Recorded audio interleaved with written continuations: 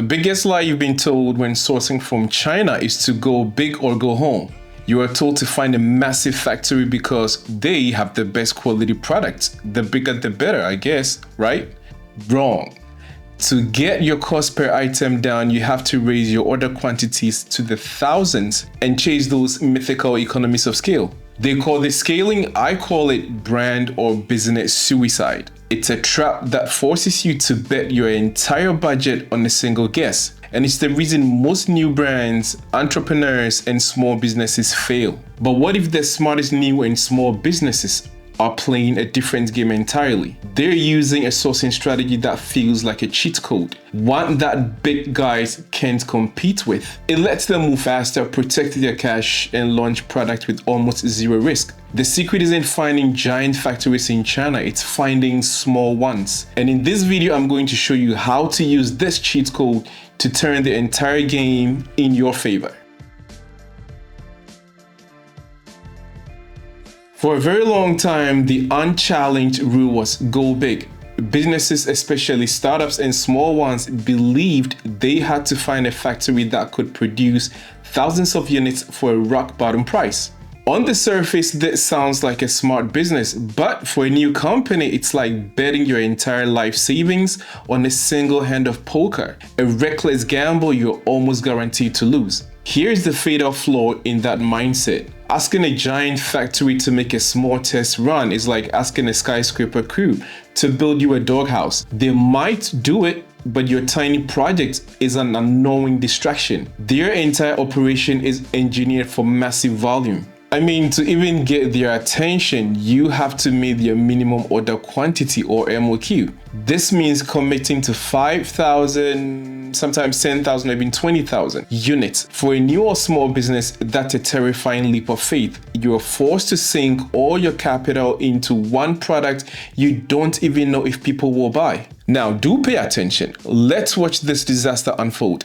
You drain your bank account to order 10,000 t-shirts, right? For example.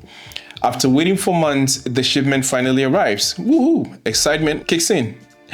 But you spot a minor sewing defect, or even worse, you discover customers hate the color you chose. Now what? You are trapped. Your cash is gone, tied up in boxes of defective or unwanted inventory. You have no money left to pivot to fix the mistake or to market what you have. This is the big factory trap. It robs you of your money and your speed, the only two advantages a new entrepreneur has. This is how promising businesses fail. Now, let's talk about how to break the rules and win. The cheat code is to start playing the big factory game. Instead of drowning in inventory you don't need, you leverage your greatest asset as a small company, your agility. You do this by partnering with small factories. Big corporations are like oil tankers that need miles to turn. You, on the other hand, as a small business, can be a speedboat, changing direction in an instant. The philosophy is simple. It is infinitely better to sell out 100 units of t-shirts than to be stuck with 9,000 units nobody wants. Working with a small factory changes the entire equation. They specialize in small batches, sometimes as few as 25 or 100 pieces. This makes it dramatically safer to test a new idea. Instead of spending your whole budget on one lottery ticket, you can now afford to buy several. This radically increases your odds of hitting the jackpot. This approach gives you three immediate game-changing advantages. First, you protect your capital or investment. You are not burning your money or inventory that sits in a warehouse. This means you have cash ready to double down on the products that are actually selling. Second, you get to market faster. Small factories, especially in local counties and towns, have much shorter production times. It's the difference between sending a text and waiting for a letter to cross the ocean. You can go from an idea to physical product in weeks, not months. Third, and most critically, you can replay. You listen to what your first customers say and immediately make the product better. This relentless improvement loop makes it impossible to fail. Let me actually show you this strategy in action with the new small business I'll call Aura Threads or Aura Designs. Now, you, the founder, you have a brilliant idea, right? First, let's look at the old playbook, the old broken playbook. You hunt for a big factory, possibly on Alibaba. Then find one that requires a 5,000 shirt minimum order costing a fortune. You nervously wire the money and endure a 3-month wait. When the shirt finally show up, the color looks cheap and completely wrong. You are stuck with the mountain of unsellable products. And let's not get started on the refund policy headache. The best part. Now, let's run the cheat code.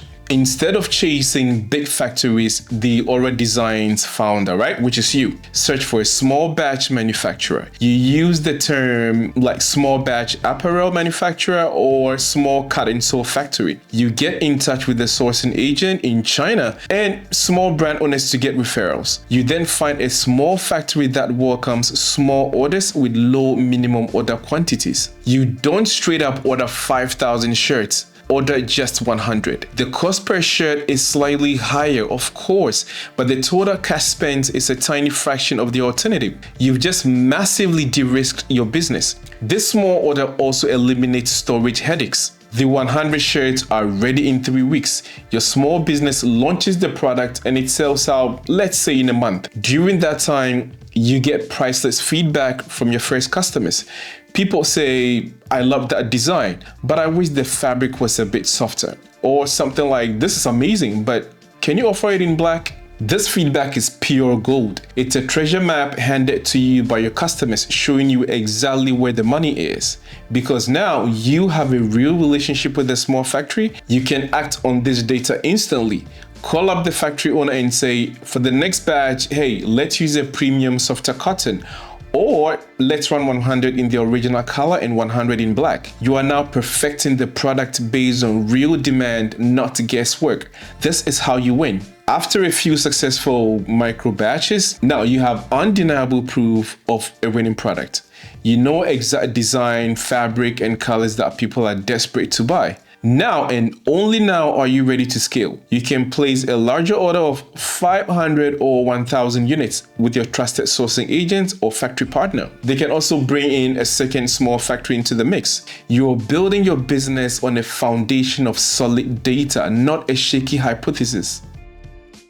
This strategy is just way more than just dodging financial disaster. Working with small factories unlocks other unfair advantages. The first is great quality. Big factories are assembly line machines optimized for speed, where good enough is often the standard. Small factories, in contrast, are often run by people who take immense pride in their work and desire to impress. Think of a fast food burger assembled in 30 seconds versus a meal prepared by a chef who obsesses over every detail. You are far more likely to get a premium product that builds a stellar brand reputation and earns glowing reviews. Next, most of these small factories do not make appearances at major exhibitions like Canton Fairs or CIIE due to obvious reasons. High cost in booth rentals and organizational costs, so you won't find them there. Majority of them, some that I personally work with, don't even have export licenses. So that's where a business like mine has an unfair advantage. We help you get everything you need here in China while you focus on your marketing and other strategies at home. Finally, you build real partnerships. With a giant factory, you're an order number in a spreadsheet. With a small one, you're often talking directly to the owner. This relationship is invaluable for rapid problem solving, brainstorming new ideas, and having a partner who is genuinely invested in your success.